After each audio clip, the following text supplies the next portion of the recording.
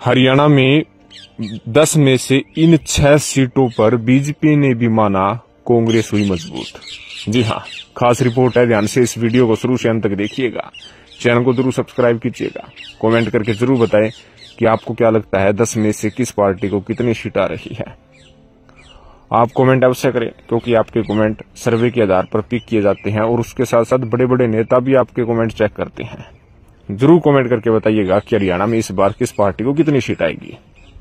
सबसे पहले आपको बता दें कि हरियाणा में जब चुनाव की शुरुआत हुई थी उस समय भारतीय जनता पार्टी मजबूत थी।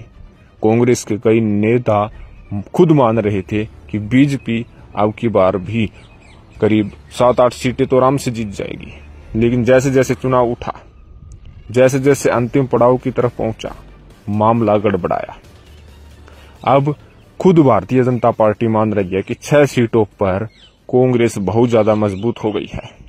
अगर समय रहते भारतीय जनता पार्टी ने मैनेजमेंट सही नहीं किया, चुनाव प्रचार को गति नहीं दी और मतदाताओं के पास डोर टू डोर नहीं किया, तो कहीं ना कहीं भारतीय जनता पार्टी की करारी हार होने से कोई नहीं बचा पाएगा।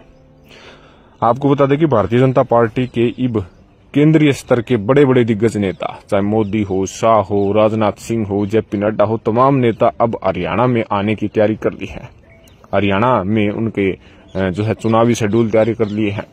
बताया जा रहा है कि भारतीय जनता पार्टी अब की बार रैली कम रोड शो ज्यादा करवाने की सोच रही है, क्योंकि रैली में तो लोगों को बस में बिठाकर, गाड़ियों में बिठाकर लाया जाता है, लेकिन रोड शो जब होता है तो अपने आप लोग देखने के लिए पहुंचते हैं। बताया जा रहा है कि ज्यादा असर रोड शो का होने की बात बीजेपी कर रही है। लेकिन उससे पहले आपको बता देते हैं कि किन किन सीटों पर इस वक्त कांग्रेस पार्टी मजबूत है, जिसमें सबसे पहली सीट आती है सिरसा लोकसभा सीट। आरक्षित सीट है, यहाँ पर कुमारी सैलजा बहुत ज्यादा मजबूत है। सिरसा लोकसभा की कई विधानसभा सीटों पर अच्छा खासा उन्हें जनाधार व एज मिलता हुआ नजर आ रहा है। अशोक तंवर जितनी मेहनत की थी उतना फल उन्हें नहीं मिला। कहीं ना कहीं भारतीय जनता पार्टी ने सोचा था कि अशोक तंवर के मैदान में उतारने से यहां पर उनको बढ़त मिल जाएगी, क्योंकि अशोक तंवर का खुद का वोट बैंक और बीजेपी का वोट बैंक जब जुड़ेगा तो कहीं ना कहीं फायदा होगा। लेकिन ऐसा कुछ नहीं हुआ। अब कुमारी सैलजा को सबसे बड़ी बढ़त के तौर पर सिरसा लोकसभा सीट पर देखा जा रहा है और इसकी भनक बीजेपी को लग चुकी है। अगली सीट है वो है रोहतक लोकसभा सीट। रोहतक से दीपेंद्र सिंह हुड्डा है। जैसे कि आप जानते हैं कि पिछले 5 सालों से काफी तैयारी रोहतक के लिए दीपेंद्र सिंह हुड्डा ने की है। डोर टू डोर कर चुके हैं, रैलियां कर चुके हैं, जन समर्थन काफी जुटा चुके हैं। कोसली पर विशेष तौर पर ध्यान दे रहे हैं। बताया जा रहा है कि कोसली लोकसभा सीट पर जो भारतीय जनता पार्टी पिछली बार 74-75 हजार वोटों की लीड ली थी, अब की बार उस लीड को बहुत ज्यादा कम करने की तैयारी में दीपेंद्र सिंह हुड्डा है। तो कहीं ना कहीं दीपेंद्र सिंह हुड्डा की राह इस समय आसान है। वही अरविंद शर्मा जो बीजेपी प्रत्याशी है, उसकी राह में कई रोड़े हैं। उसमें यह है कि वहां से इतनी लीड हो जाए, यानी ये कह सकते कि यहां से वो हो जाए या वहां से ये हो जाए, उस फैक्टर को ही बीजेपी वाले दिखा रहे हैं। अगली सीट है सोनीपत की। सोनीपत जो महत्वपूर्ण सीट है, जाट बहुल सीट जिसे माना जाता है, लेकिन यहाँ पर मैदान में 2 ब्राह्मण है, जिसमें कांग्रेस की तरफ से सतपाल ब्रह्मचारी और बीजेपी की तरफ से मौलाल बड़ोले है। मुकाबला यहाँ पर रोचक है, लेकिन काफी स्थानों पर जो जींद जिले में है वहां पर कांग्रेस उन विधानसभा सीटों पर अच्छी खासी बढ़त ले रही है। और उसके साथ साथ जो कुछ अन्य विधानसभा सीटें हैं सोनीपत की, वहां पर कांटे का मुकाबला बड़ोली और ब्रह्मचारी के बीच में है। हालांकि सोनीपत में इस समय बीजेपी कुछ कमजोर है, कांग्रेस मजबूत है। अगली सीट है अम्बाला की। अम्बाला में कहीं ना कहीं बंतो कटारिया का मिस मैनेजमेंट देखने को मिल रहा है और उसके साथ साथ अनिल विज की नाराजगी भारी पड़ती हुई नजर आ रही है।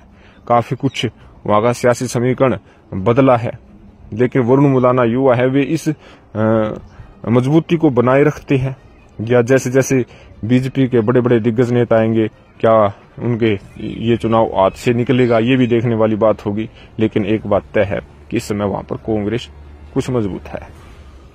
अगली सीट है हिसार। हिसार में शुरुआत में रणजीत सिंह चौटाला बहुत मजबूत थे, लेकिन जैसे जैसे अब चुनाव आगे बढ़ रहा है, जयप्रकाश विशेष तौर पर बड़ी बढ़त लेता हुआ नजर आ रहा है, विशेषकर उचाना, नारनौंद व उकुलाना की तरफ। और कहीं न कहीं जो रणजीत सिंह चौटाला सोच रहे थे कि करीब 2-4 लाख वोटों से जीत होगी, 3 लाख से जीत होगी, कई जगह उन्होंने 3.5 लाख वोटों से जीत का दावा ठोका था, लेकिन इतना बड़ा असर हिसार लोकसभा सीट पर नहीं देखने को मिल रहा है। कहीं ना कहीं जयप्रकाश के आने से जो चुनाव को चढ़ाने का उनका तरीका है, उन्होंने वो चुनाव चढ़वा दिया है। जी हाँ, यदि अगली लोकसभा सीट की बात करें तो वो है कुरुक्षेत्र लोकसभा सीट। कुरुक्षेत्र में कांटे का मुकाबला है। अभिषेक चौटाला सियासी समीकरण को तोड़ मरोड़ रहे हैं, काफी कुछ पार्टीज का समर्थन भी हासिल कर लिया है, किसानों का समर्थन भी हासिल कर लिया है। वहीं नवीन जिंदल और सुशील गुप्ता के बीच में मुकाबला है। हालांकि सुशील गुप्ता कभी अप आते हैं, कभी डाउन आते हैं, लेकिन अब अप आ चुके हैं। काफी कुछ माहौल हरियाणा का बदलता हुआ नजर आ रहा है। लेकिन लोकसभा चुनाव से पहले जिस तरीके से कांग्रेस पार्टी बड़े बड़े दिग्गज नेताओं को अपनी तरफ मिला रहे हैं, उससे उनको फायदा हो रहा है। 3 निर्दलीय जो बीजेपी समर्थित विधायक थे उनको अपनी तरफ मिला लिया, कैलाश सैनी को अपनी तरफ मिला लिया, और उधर भिवानी से पूर्व मंत्री शर्मा जी को मिला लिया, और अन्य काफी ऐसी प्रक्रिया है जो कोई न कोई आता रहता है। तो उसका फायदा जो है कांग्रेस को होता हुआ नजर आ रहा है। तो 10 में से इन 6 सीटों पर आपको क्या लगता है, क्या यहाँ पर कन्फर्म कांग्रेस की जीत हो पाएगी? 10 में से किस पार्टी को कितनी सीट आ पाएगी? कमेंट करके जरूर बताइएगा। चैनल को जरूर सब्सक्राइब कीजिएगा। धन्यवाद। जय हिंद।